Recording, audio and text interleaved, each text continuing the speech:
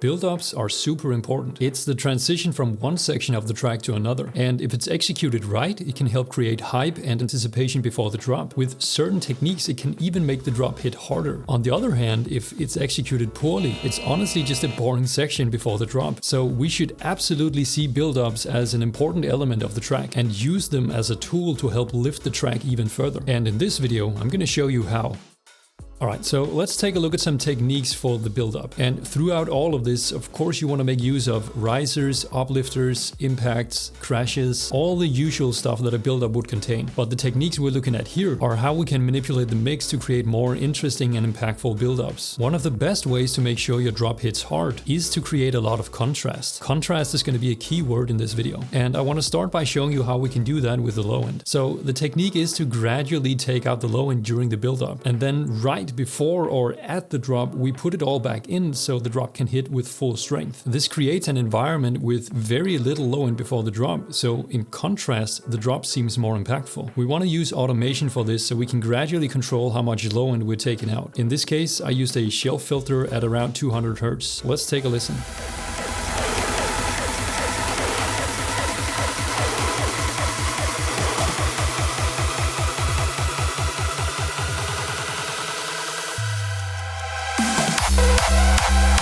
Right, so it takes out the low end before the drop, and then bam, it comes back in and makes the drop seem more impressive. Another way to do this that actually works really well is to make a flat tilt filter. Move it all the way to the high end and then automate the gain. This will make a completely straight filter that starts from the top and filters out the entire lower end of the spectrum.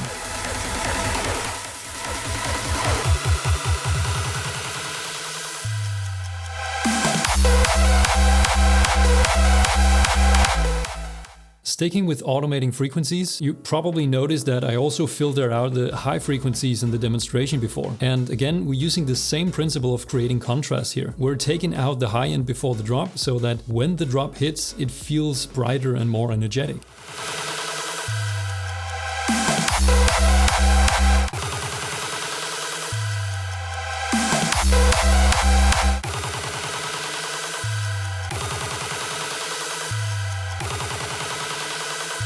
The reduction here is more subtle because we don't want to completely mute the buildup, but it's a small trick that can help make the drop more impactful.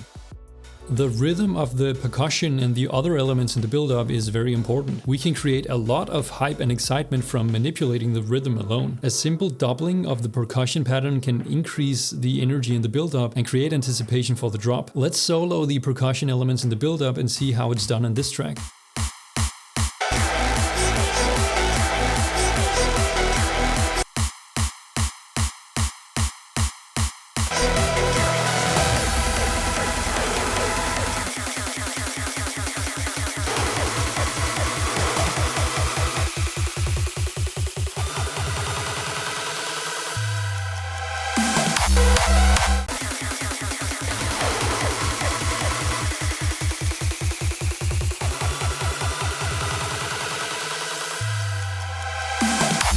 So most of the individual percussion elements are speeding up, right? As the build-up progresses, the rhythm gets faster. They start to play double time, and that builds energy and it builds anticipation. And it's not only the percussion, it's also the vocal chops and even the rhythmic kick edit.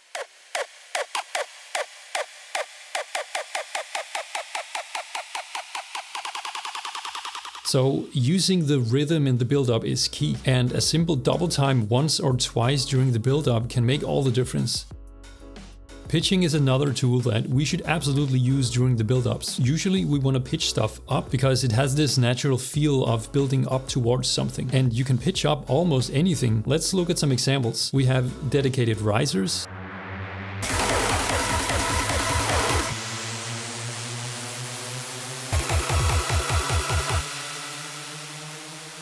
We can pitch up the lead layers.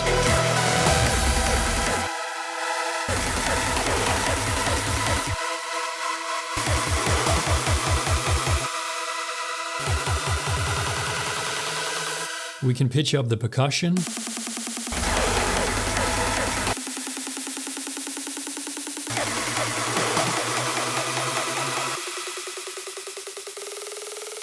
and the vocal chops.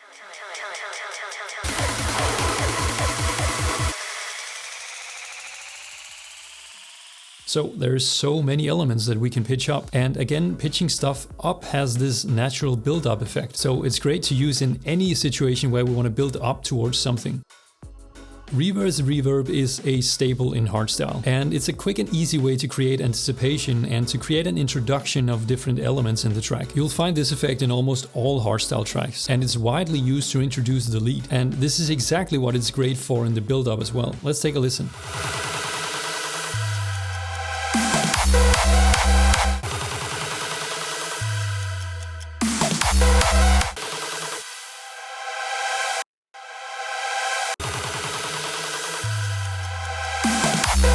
So it's this surge of energy right before the drop. It leads us into the drop and makes it more impactful. And without it, the drop gets very naked. It also connects the build-up and the drop in a way that no other element can do, because it uses the character of the lead. So reverse reverb is definitely a core element in build-ups in Hardstyle. This next one is simple, but at the same time effective, and that's why it's widely used. We can automate anything before the drop, so why not automate the volume to create impact in the drop? It's very simple. We take out a small bit of volume before the drop, and then we turn it back up exactly when the drop hits. This will create a slight contrast in the drop and make it hit that tiny bit harder.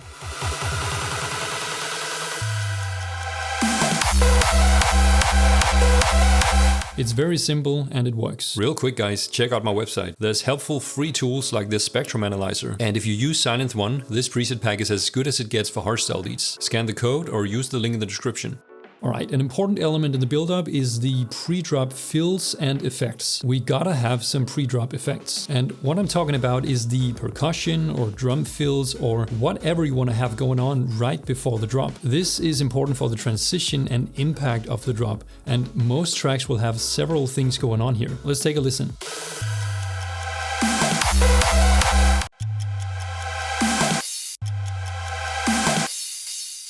So in this case we have a drum fill,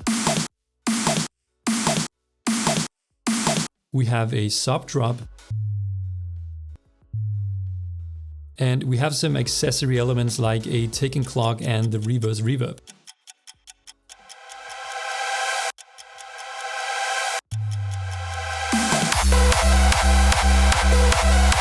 They all work together to create an interesting moment right before the drop, and they also help create a more impactful drop by being slightly pulled back in the mix. So pre-drop effects are great to have in build-ups.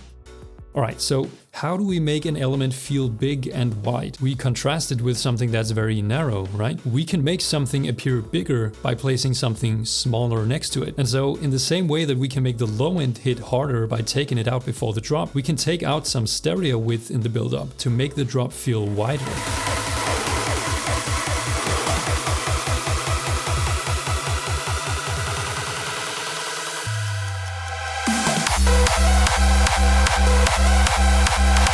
You see what I mean? Once again, it's about contrast. We want to make the build-up smaller so that when the drop hits, we can open up the mix and perceptively make it hit harder. A cool technique I like to use for build-ups is a reverb wash. The goal of this technique is to introduce a small amount of reverb to kind of blur the picture during the build-up and then remove it right before the drop. So it blends and softens the sounds before the drop, and then when the drop hits, it cuts out and everything is nice and sharp in the mix in comparison. It works by placing the reverb on the final mix bus and automate the mix knob during the build-up. Let's take a listen.